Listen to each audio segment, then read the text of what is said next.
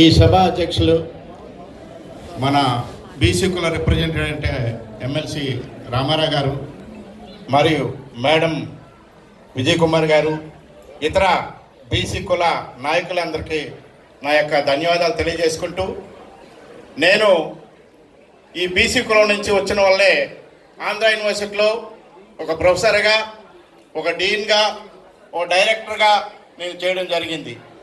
అయితే ఈ ప్రభుత్వం, ఈ వైసీపీ ప్రభుత్వం బీసీలు ఏ విధంగా మోసం చేసింది ఒక్క నిమిషం మీకు చెప్పి మిగతా మిత్రులకి నేను ఇవ్వడం జరుగుతుంది.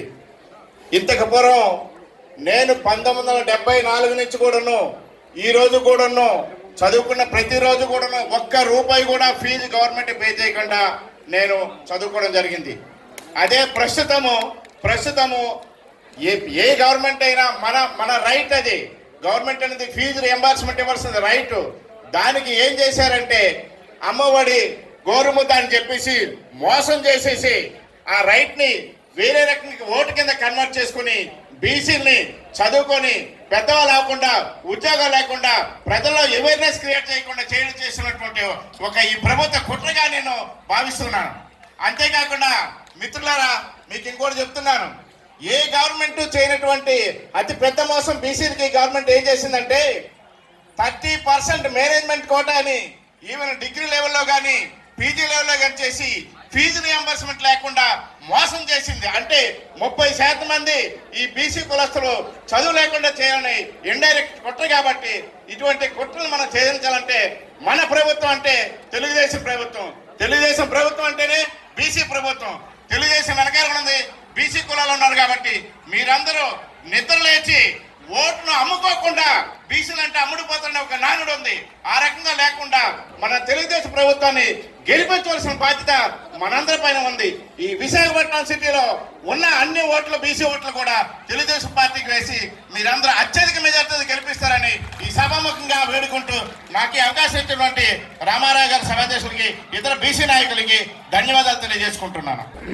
ఈ నగరంలో బీసీల ఆత్మీయ సమావేశం ఏర్పాటు చేసినంటే పెద్దలు శ్రీ దువ్వారపు రామారావు గారికి నా నమస్కారాలు తెలియజేసుకుంటూ, మరి ఇంతమంది బీసీల్ని ఒకే వేదికపై నిలిపినటువంటి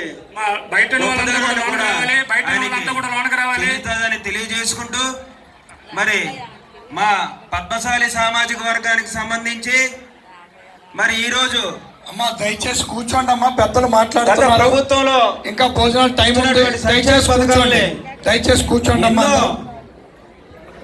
వంకలు చూపిస్తూ కోత విధించినటువంటి ఈ మోసపూరిత జగన్మోహన్ రెడ్డి ప్రభుత్వాన్ని మనము రాబోయే ఎన్నికల్లో గద్దె దించి ఇంటికి పంపించవలసిన బాధ్యత మనందరిపై ఉన్నది. మరి ఆ రోజు బీసీలకి ఎంతో కష్టపడినటువంటి కులాలు వీళ్ళు పని ముట్లు ఇస్తే వారు స్వచ్ఛందంగా వారి కాళ్ళపై నిలబడి వారు సంపాదించుకునే కులాలు వీళ్ళవి అని చెప్పేసి ఆ రోజు మరి మాజీ ముఖ్యమంత్రి చంద్రబాబు నాయుడు గారు మనకు ఆదరణ పథకం ద్వారా ఎన్నో పనిముట్లు అందించి మరి బీసీలను ఒక ఉన్నత స్థాయిలో బతికి సంక్షేమ పథకాలు అందించినటువంటి ఘనత మన మాజీ ముఖ్యమంత్రి చంద్రబాబు నాయుడు.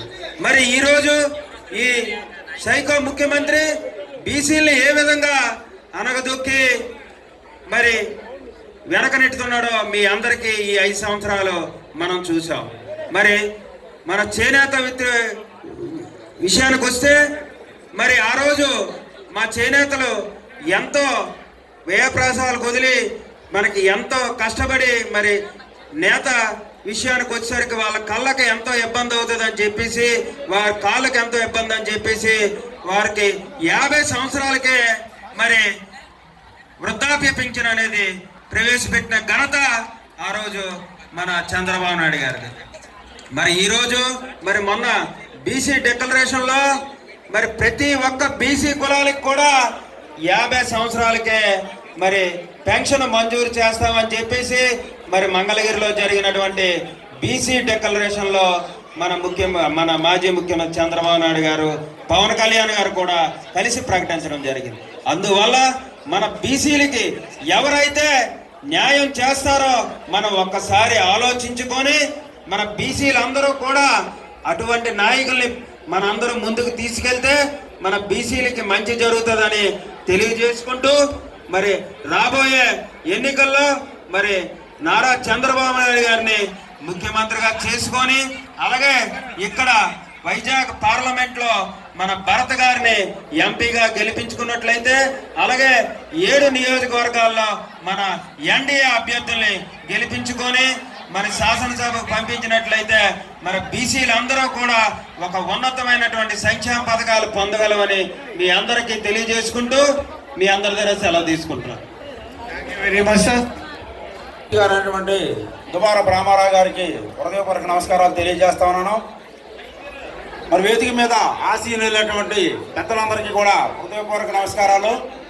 మరి వేదిక మీద ఉన్నటువంటి మరి 5 సంవత్సరాలు కూడా ఈ దుర్మార్గుడు పాలనలో మరి ఏ క్షణానికి ఏం జరుగుతుందో అని క్షణం కూడా నరాలు తెగిపోయినటువంటి ఉత్కంఠ భరిత వాతావరణంలో బ్రతికి నరాలు తెగిపోయిన శిరాలతో పోట్లాడే తెలుగుదేశం జెండాను భుజాన వేసుకుని విడవకుండా ఉన్నటువంటి సోదరులందరికీ ముందుగా హృదయపూర్వక నమస్కారాలు తెలియజేస్తా ఉన్నాను.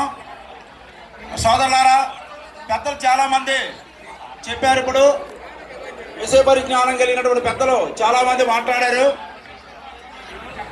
ప్లీజ్ ఒకసారి 5 నిమిషాలు కూర్చోండి అమ్మా, భోజనం టైం అండి. తల్లి అమ్మ, మహిళలందరికీ విజ్ఞప్తి, ఒక 5 నిమిషాలు కూర్చోండి. మరి మనం అందరికీ తెలుసు, మరి అన్న నందమూరి తారక రామారావు గారు పార్టీ స్థాపించినప్పటికీ కూడా ఆయన తడ నుంచి వచ్చాపురం వరకు తిరిగినప్పుడు ఆయన బీసీల యొక్క ఇబ్బందులు, బీసీల యొక్క అవసరాలు గుర్తించినటువంటి నాయకుడు అన్న నందమూరి తారక రామారావు గారిని మనం చెప్పుకోవాలి. మనం అందులో ఒకటి గుర్తుంచుకున్నటువంటి విషయం మీకు ఒకటి తెలుసు. మరి ఆయన ప్రచార రంగంలో తిరిగేటప్పుడు అప్పటికున్నటువంటి పరిస్థితి, గ్రామాల్లో కర్ణాలు మున్సిపులు ఉండేవారు. వాళ్ళు కూడా మన బీసీని అంతా అనగదొక్కి మరి ఏ రకమైనటువంటి వాతావరణంలో ఆయన ముఖ్యమంత్రి అయినట్టున వాళ్ళే తీసేసేసినటువంటి ఘనత కూడా ఎన్టీ రామారావు గారికి దక్కుతుందని కూడా సభాముఖంగా మనం గుర్తుంచుకోవాలి. మరి అందుచేత ఇవాళ తెలుగుదేశం పార్టీ మరి బీసీలకు మంచి డిక్లరేషన్ ప్రకటించి మరి తెలుగుదేశం పార్టీ ఆధ్వర్యంలో మనం అందరం పనిచేసి మరి ఏదైతే మన ఉత్తరాంధ్రలో ఉన్నటువంటి మన సామాజిక వర్గాలు ఏదైతే ఉన్నాయో గ్రామాలు కూడా మన పార్టీ ఇప్పుడు ఈ సమావేశాన్ని ముఖ్య ఉద్దేశం కూడా అదే అని మనం అందరం భావిస్తున్నా ఉన్నామో. మన బంధువర్గం మన ఏ గ్రామంలో ఎక్కడెక్కడ ఉన్నారో వాళ్ళందరికీ కూడా మనం పిలుపునిచ్చి మన గ్రామాల్లో ఉన్నటువంటి మన సామాజిక వర్గం ఉన్నటువంటి గ్రామాలందరూ కూడా మరి పేరున మన వాళ్ళని పలకరించి వారికి ఫోన్లు చేసి మన ఎన్డీఏ కూటమి అభ్యర్థులు ఎవరైతే ఉన్నారో వాళ్ళందరినీ గెలిపించే దిశగా మనం ప్రయత్నాలు చేసి మన ఉత్తరాంధ్ర 3 జిల్లాల్లో ఉన్నటువంటి నగరాల సామాజిక వర్గం గ్రామాలతో కూడా చాలా గ్రామాలు ఉన్నాయి. వీరందరూ కూడా ప్రతి గ్రామం వారి బంధువర్గానికి ఫోన్ల ద్వారా ప్రత్యేకంగా వెళ్ళి మరి టీములుగా వెళ్ళి కూడా వాళ్ళకి మన విన్నపాన్ని విన్నవించి మరి మన అభ్యర్థులు ఏదైతే కూటమి ఎన్డీఏ కూటమి బలపరిచినటువంటి అభ్యర్థులు మరి తెలుగుదేశం పార్టీ బలపరిచినటువంటి అభ్యర్థులందరినీ అలాగే మన భరత్ గారిని ఇక్కడ ఉన్నటువంటి 7 నియోజకవర్గాల్లో అభ్యర్థులు కూడా గెలిపించవలసినటువంటి అవసరం మన భుజాల మీద ఉంది. కాబట్టి మరి అవకాశం ఇచ్చిన పెద్దలందరికీ నా హృదయపూర్వక నమస్కారాలు తెలియజేసుకుంటూ సెలవు తీసుకుంటున్నాం.